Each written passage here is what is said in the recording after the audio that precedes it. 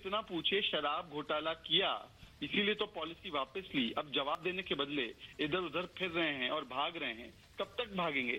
बकरे की अम्मा कब तक खैर मनाएंगे? ठीक है शहजाद, बहुत बहुत शुक्रिया आपका हमारे साथ जुड़ने के लिए। हमारे दोनों सहयोगी लगातार बने हुए हैं, जतिन और गायत्री राजघाट से इस वक्त जुड़ी हुई हैं। गायत्री, आपके पास आते हुए, तीसरी बार समन जारी होता है और आम आदमी पार्टी गैर कानूनी बता देती है। अरविंद केजरीवाल का सीधे तौर पर कहना गैर कानूनी है और ऐसे में बीजेपी ये कह रही है कि अगर आप सही हैं तो सवालों का सामना करिए, अपना पक्ष रखिए और वापस आ जाइए। बिल्कुल, देखिए प्रियंका, अरविंद केजरीवाल ये जानते हैं कि अगर वो पूछताछ के लिए जाते हैं तो उनकी गिरफ्तारी तय है, पक्की है, और इसीलिए उन्होंने डोर टू डोर कैंपेन अभी हाल ही में चलाया था, जो कि 1 दिसंबर से 30 दिसंबर तक चला, और उसमें बाकायदा उनके कार्यकर्ता घर घर गए थे। ऐसा दावा आम आदमी पार्टी कर रही है और उन्होंने ये भी दावा किया कि तकरीबन 23,82,000 घरों तक वो पहुंचे, यानी 96 लाख लोगों से मुलाकात की। और उन लोगों की तरफ से ये कहा गया, आम आदमी पार्टी दावा करे, जिन लोगों से बातचीत की गई वो कह रही है कि अरविंद केजरीवाल इस्तीफा ना दें।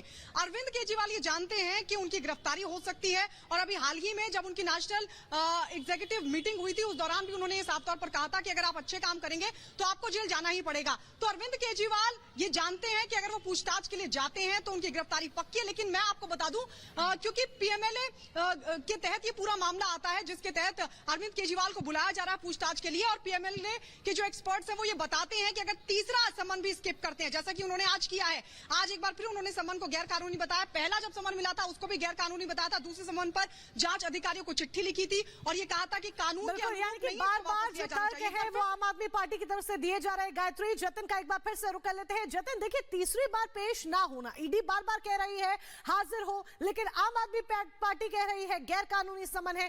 ऐसे में क्या आम आदमी पार्टी के पास किसी तरह के कानूनी रास्ते, कानूनी विकल्प भी बचते हैं कि वो अरविंद केजरीवाल को जांच से बचाकर रख सके?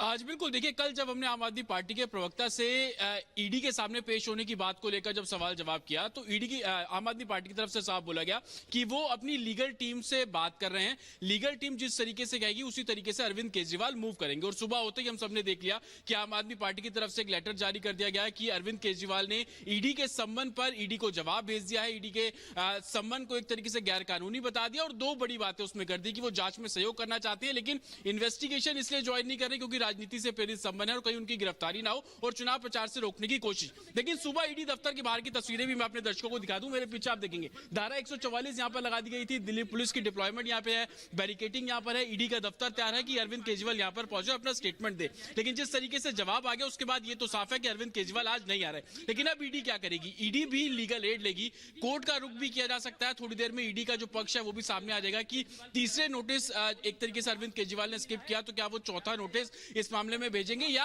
कोर्ट का भी रुख ईडी कर सकती है, क्योंकि ये मामला बहुत गंभीर है। मामला इसलिए गंभीर है क्योंकि मनी लॉन्ड्रिंग से जुड़ा ये मामला है, और जिस तरीके से इस मामले में शराब घोटाले को लेकर तमाम लोग अप्रूवर बन चुके हैं, जो कि 3 है, जिसमें सबसे बड़ा नाम दिनेश अरोड़ा का है। दिनेश अरोड़ा के स्टेटमेंट पे जब जाएंगे तो उसमें अरविंद केजरीवाल का जिक्र आता है, अरविंद केजरीवाल के घर का जिक्र आता है कि घर में बैठक हुई, उसमें तमाम समीर महेंद्रू से जुड़े हुए लोग शामिल थे। 2 करोड़ रुपए के लेन देन की बात की गई, वो 2 करोड़ रुपए संजय सिंह के घर पर दिए गए। इसी स्टेटमेंट के आधार पर संजय सिंह की गिरफ्तारी कर ली गई। और दूसरा सबसे बड़ा पहलू इस केस में यह है कि आप देखेंगे कि मनीष सिसोदिया को जमानत नहीं मिल पाई सुप्रीम कोर्ट से, तो कितना बड़ा ये मामला है। और अरविंद केजरीवाल का स्टेटमेंट लेना ईडी के लिए पहली प्रेफरेंस है। यही कारण है कि नवंबर 2 को इससे पहले। और एक बार ठीक है जतिन, एक बार जल्दी से हम गायत्री का भी रुख कर लेते हैं। गायत्री, थोड़ा तस्वीरें दिखाएं। और आम आदमी पार्टी सीधे तौर पर ये कह रही है कि चुनावों से पहले जानबूझकर ये नोटिस दिया गया है ताकि चुनाव प्रचार से रोका जा सके। जहां इस वक्त आप मौजूद हैं वहां तस्वीरें भी दिखाएं।